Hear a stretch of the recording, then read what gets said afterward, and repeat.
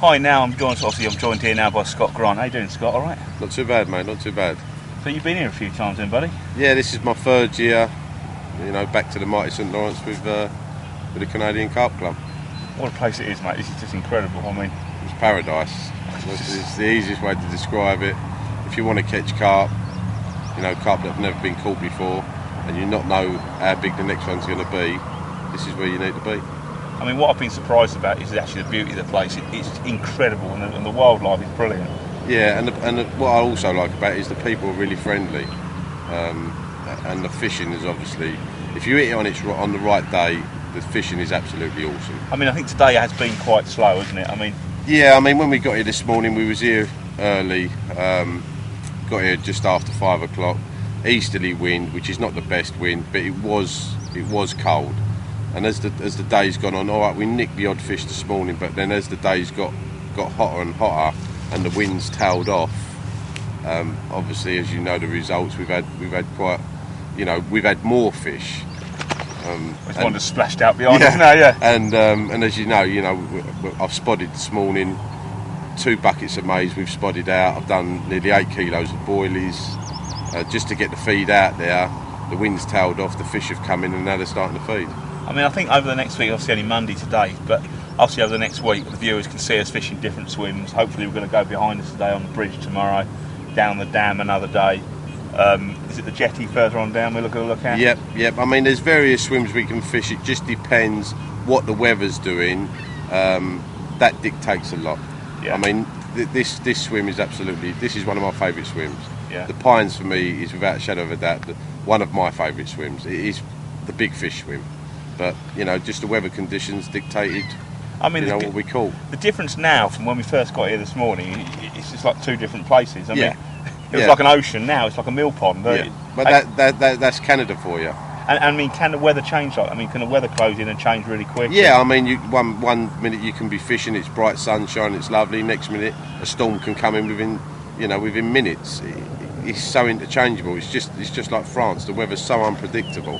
But if you hit it right, obviously last year, as you know, I was out here and I had 50 fish in just under a day. So 50 fish in a day over, if you work at it, you can easy get 50 fish in a day. But if they're not having it, I mean, we worked it today. Of course, we used 2 buckets of maize and all sorts. But I think we've probably about 15 fish between us. But in England, that'd be a blinding day's fishing. But here, that's below normal, is it? Well, here, I mean, really, the way that the fishing's been today, it's really been a waste of time.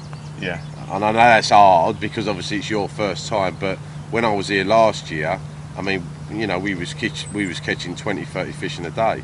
Yeah. And a lot of good fish. I mean, today, all right, I've had a couple of 20s, a couple of nice fish. But most of the fish we've had today have been upper doubles, haven't they? Yeah. I mean, and once the big fish move in, if the big fish move in as it starts cooling off, then we could have another big hit on our hands.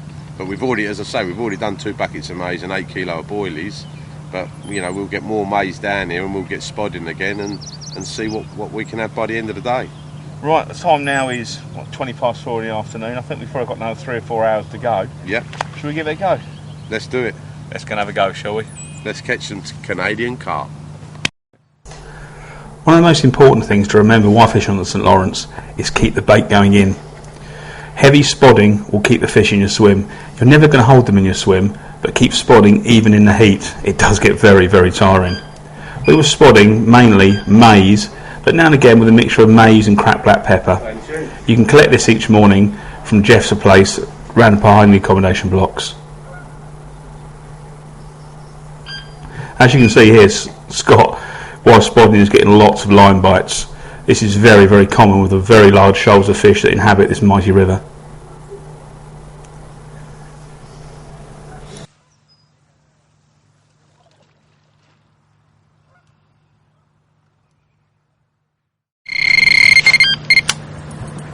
He's in. Just stuck that one out and all. It's one I've just recast. I've got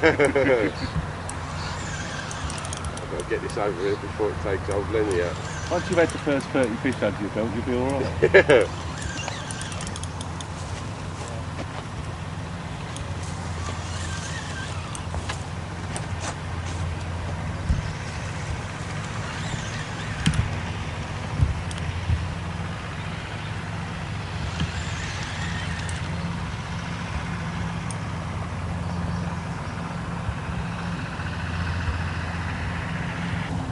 There she is, another baby common. Actually, Bert just had a 33 when I went over to see him. Did he? Where's he fishing? Look, over there. Oh. He's on one now as well. Hopefully the big ones are coming in now. Hopefully we get them in.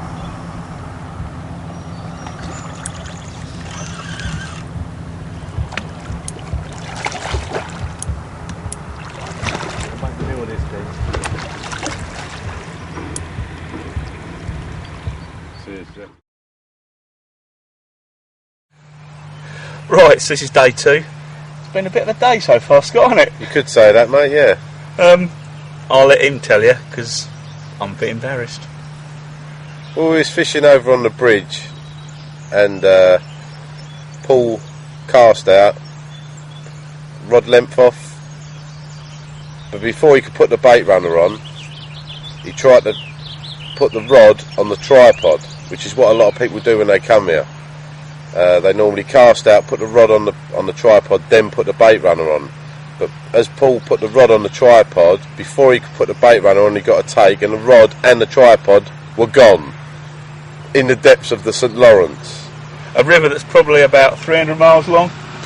And the rest. So that was rod 1. Okay, we had a few fish then. Jason came down and managed to, God knows how, he dragged it out, didn't he? Managed to retrieve the rod, yeah. So bear in mind this is probably a $1 infinity reel worth. 200 quid, 250 quid. Yep. Again, probably about 200 quid worth of fox rod. Jason retrieved it, saved my skin. Now many of you who know me knows I don't do things by halves as a rule. And if I'm going to ball something up, I balls it up big time. So what we'll say now is, how many fish we had, Geese? Over 30 fish between us today. Yeah, so the fishing's been good, apart from me, who's been bad. Part 2, I'll let him tell you. Well, Paul wasn't happy with losing the first infinity reel fox rod. He decided to go for a double whammy. After Jason retrieved the rod, as Paul said, Jeff gave him his other rod, which also is a fox rod and infinity reel. And Paul repeated the process, but this time he put the bait runner on, but the rod and the tripod all went back into the lake. Back into the St Lawrence. Again, he gets a take and the rod and the tripod's gone, and he How mortified was I, Goose? Oh, you was mortified. I mean, I was mortified for him, but couldn't stop laughing. It's the funniest thing I've ever seen. Once, yeah, but not twice. That is unbelievable. And I do believe it's Paul's first time in Canada, and he set a record for the most infinity bait runners lost in a day. And the day's not over yet, so he could end up getting his hat trick. But we'll wait and see. I do actually think it could be a world record. It could be, mate, yeah. But I mean, thank God, my knight in shining armour, young Jason, came down again, put his bass gear on, and what did he do? He repeated the process and rescued him back again. At that point, I mean, I have to be honest, I was in tatters, and even now I still feel particularly low. So we've actually moved away from the swim that we were fishing in. To be honest with you, Geese, I was doing quite well in, wasn't I? I mean, I was... Yeah, you're doing quite well, but when you lost the first reel, you was mortified. It's obvious because it's not our gear that we're using. End tackle, yeah, but rods and reels, they're Jeff's personal use. So, to lose one, yeah, but to lose two, it wasn't a joke then. I mean, we did have a bit of a laugh, and it was lucky that Jason got it, but the fish just switched off from over there, and I thought, change the scenery, because if you're going to do your hat trick, do it on the pines, don't do it on the bridge. As you can see, my mate has been so supportive. Okay, right then, guys, let's switch on to this now. We've moved on to the pines on day 2 again. Yeah. We're both fishing on a boilie now, because I think we've had a lot of small fish, haven't we? We're really struggling to get to the big fish now, and I think we find maybe putting the boilie on, we might better hit the big fish now. You normally do. When you fish boilie, if you can get them on the boilie, if you can get enough out there, the bigger fish tend to move in. So you don't have as many fish, but the fish you do have will be bigger. I mean, obviously I moved first of all while Jason was retrieving your rod. and I got here, I put a dozen spods out and 4 kilo of boilie out by catapult, the boilie that is, and I've had a fish straight away. So it just goes to show it can work. I mean, we've got a good few hours left yet, so hopefully by the end of the day, if we keep working the swim, keep getting the boilies in, hopefully we can have a good, what we want is a 30 or a 40. I think we deserve it after. I think I deserve it after. Yeah, well, I mean, as you said yesterday, it was our first day. You didn't have a 20 yesterday, and incidentally, when Jason did retrieve the second bait runner, the fish was still on it, and it was Jason said it was 25 plus. So that would have been Paul's first 20, Canadian 20, which he ballsed up. So hopefully we can get him a 20 on the pines now. It normally throws up the bigger fish, so let's see what happens. We'll come back at the end of the day and see if you've made your... Well, what I like to say is, though, to be honest with you, if I'm fishing with you, it means we've got less gear to take back. Yeah, definitely. Definitely. See you guys later. Cheers. One of my favourite days we had in Canada was a day we fished the famous pontoon. As you can see what's coming up now, I got a little bit excited. Some would say far too much Red Bull and far too many Blue Smarties. But what a place to fish. A moving platform and takes every 3 or 4 minutes.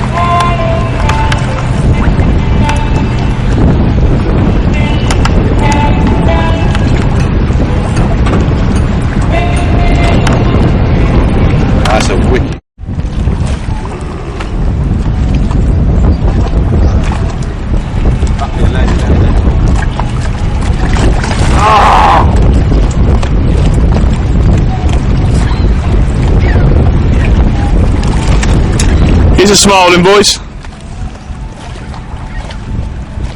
Another common. Maybe.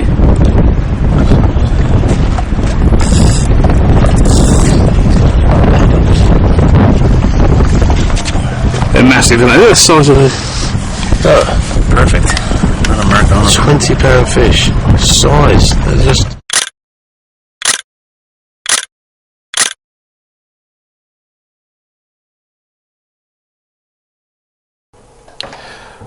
One of the most incredible things I came across when I was in Canada was the day I met carp soup. As you can see, I have never seen so many carp in one place at one time. Obviously impossible to fish, it wouldn't be fair, but what a view. You could walk across the water. Check this out, guys. It is carp soup. That is just ridiculous.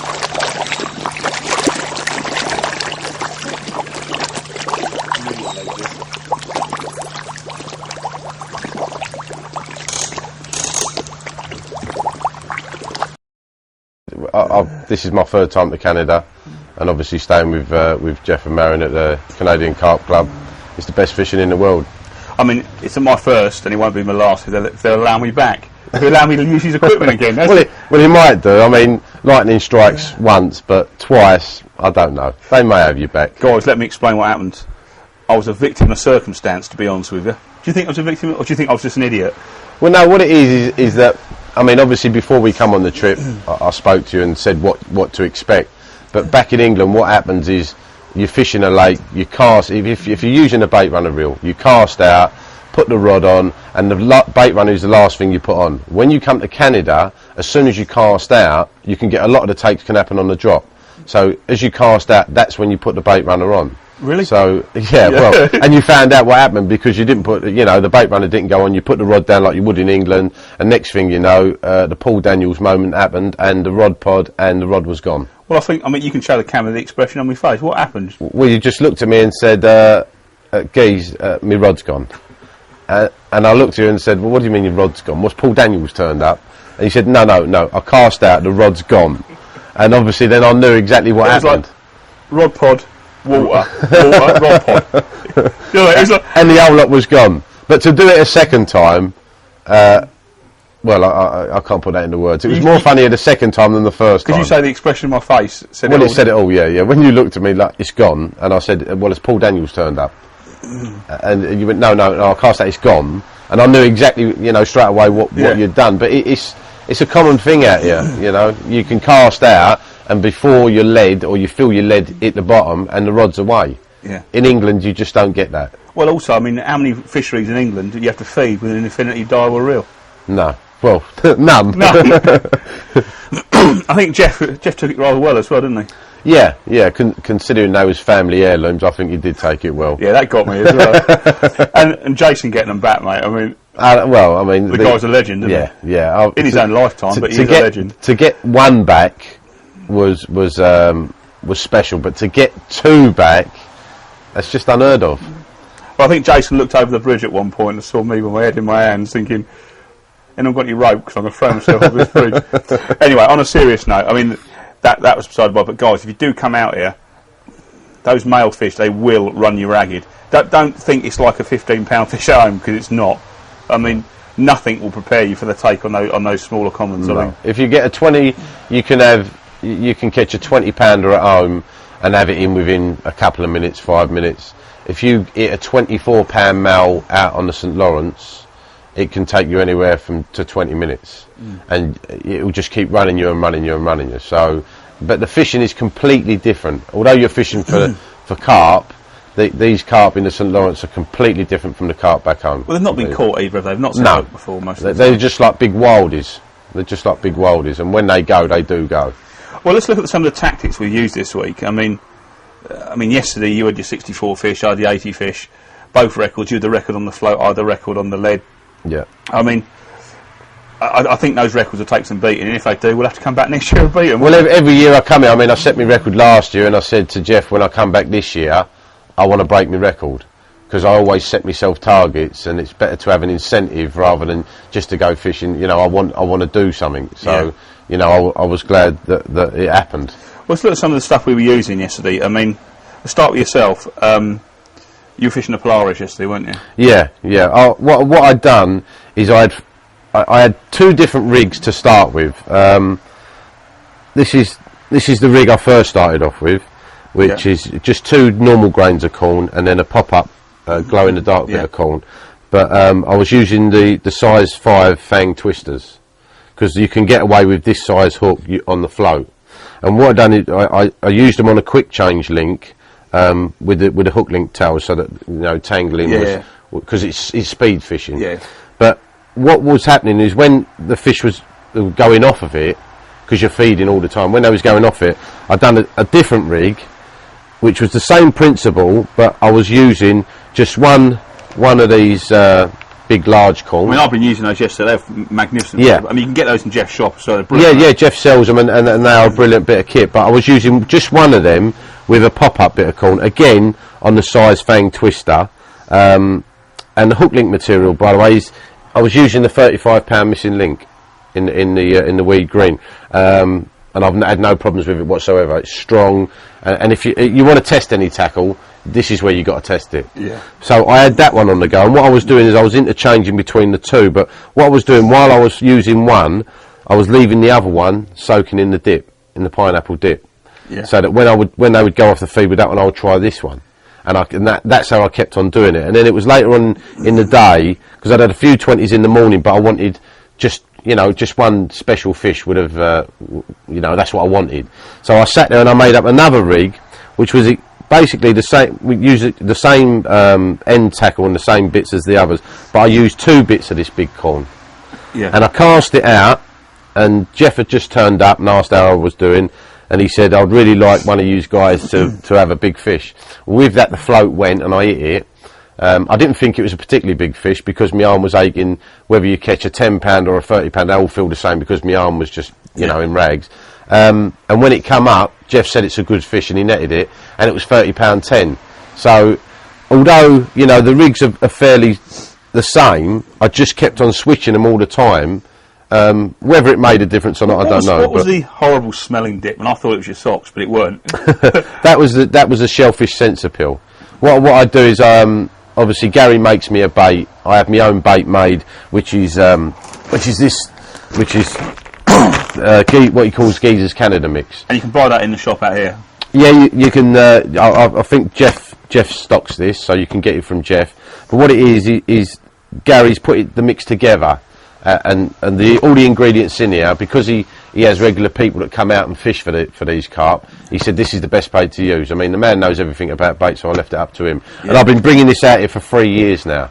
But when you're on the boilies, just keep, you know, I mean, a lot of people, I'm sort of privileged where I can feed them, but I feed them with the corn and give them a little bit with the boilie. Well, I think it's amazing this time as well. I mean, obviously we were feeding with the boiling and things like that, but a lot of our fish this time came on the corn, didn't they? I mean, yeah, we did try. I mean, this is the rig that I normally use, which is basically a snowman, you know, a bog standard snowman rig, but obviously using a size Fang 2.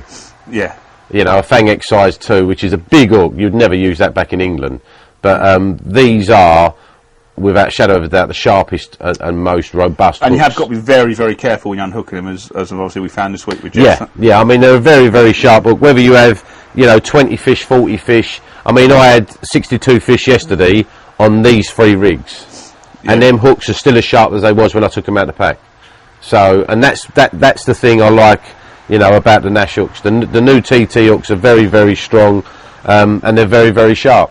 Yeah. And that's what you need for the St Lawrence carp. So, it's the end of the week now. What we can do tonight then, mate? Well, tonight we'll be down the body shop. Well, now, body shop, does that get my car repaired? Well, you could get your car repaired, depends what you call your car. But no, we'll go down there, we'll see a few of the girls and have a few drinks and celebrate. Brilliant, Scott. It's been a great week. And once again, thanks, Jace, for rescuing the rods and saving my dignity. And one thing, just on a last note, when I come here last year and the year before, because back in England we always use lead core.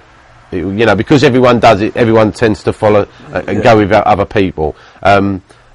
Lead core out here, really, I mean, it's up to you if you want to use it, but lead core really is to lay on, you know, is to put everything on the deck. Down, out there you've got boulders, you don't really know what you've got out there, you've got big mussel beds, and what you don't want to be doing is lead core, you'll just get cut straight off. But what Alan done is he give me some, he wanted me to try these leaders. Yeah. And now we've been trying these from the off, and the amount of fish, I mean, I think we tallied it up yesterday, we've had 263 fish between us. On the same leaders, actually. And I'm still using the same leader as when I got here.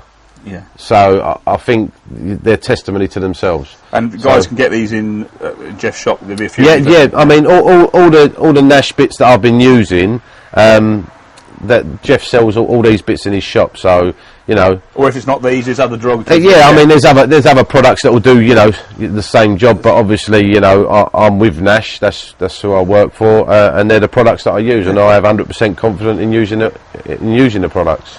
Right then, mate. So. Body shop tonight, plane tomorrow, back to work Monday. Back to normal Monday. It's a bummer, isn't it? It's not what you want to be doing. Cheers, Scott. Cheers, mate. Cheers. So, Jeff, it's been a bit of a week then. It's been a good week. It's been a blinding week, mate. I mean, and I say thanks to you and Marion for obviously having me and Scott. It's been brilliant. Is this normal fishing this week? I mean, is this... No, well, yesterday was exceptional. Yeah. I mean, the catches you got yesterday were phenomenal. But, you know, talking to the other guys, you know, most people are on 100 fish in a week, which is a good week. You know, normal is anything between 50 and 100. Once you're getting above 100, that's a good week. Let me explain to you guys. What Scott was fishing the Polaris float on, I forgot the name of the bay. The Bay of the Gods. Bay of the Gods. And I was fishing on the first bridge. First bridge yesterday. And up until yesterday, the record fish catch in the day was 74, and that was by 76. So 76, and that was by Colin, was it? Yeah, it was. Yeah. Okay, and I got 80 fish yesterday, so that blew that out of the water. And then Scott went and got 64 fish out of Hoopole, which is a new float fishing record. That's superb. I mean, that's good fishing, eh? it was awesome. I mean, my hands are just like. But I mean, besides to that, I mean, all the guys I've spoken to here have all caught good fish and quantities of fish, and I've seen some really large fish this week coming out as well. One day something huge will come. You know, when I say huge, I'm talking 70, 80, even 100 wouldn't surprise me, because you see things that are just awesome. And again, to you guys, I don't think anyone can quite imagine the length and size of the river. It's massive, isn't it? Massive, yeah. It's what sort of length? I mean, I think it's about 5,000. I think it's 5,000 kilometres long. It's going to hold a monster, isn't it? I mean, yeah. When I've seen fish this week, while we've been fishing, particularly when we're on the pines, and you got the commons rolling and things, but now and again this big head just comes up onto its tail and it slips back into the water, where it's almost got too much weight. Yeah. And I mean, I saw a couple that I think, from the English fishing, looking at them, you think they're a large 40-pound fish, even slightly larger than that. Yeah. I mean, am I dreaming now, or is that what people... All the time, you know, everybody that comes out will tell you they see colossal fish. You see them, their heads and shoulders come out of the water, and they're like that.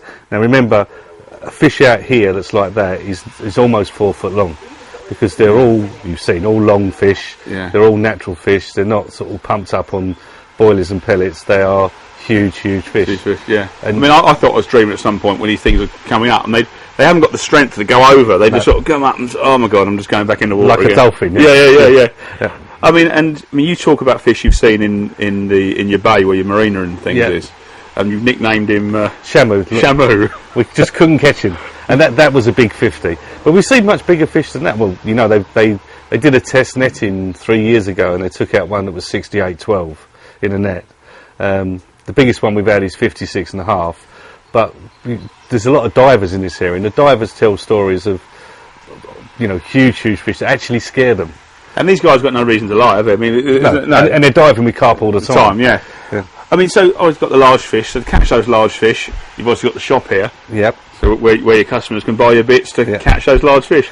I mean, you obviously got a large range of bait. You've got Nash. You've got your own. These are your own ones you do. Well, what I do is I do cheap feeder boilies, because as you saw yesterday, to get a big bag of fish, I mean, I think you got through 6 buckets of buckets of maize. Yeah. Well, so when you're feeding bait, you don't want to be feeding expensive bait. So these ones I bring in myself. We have them made.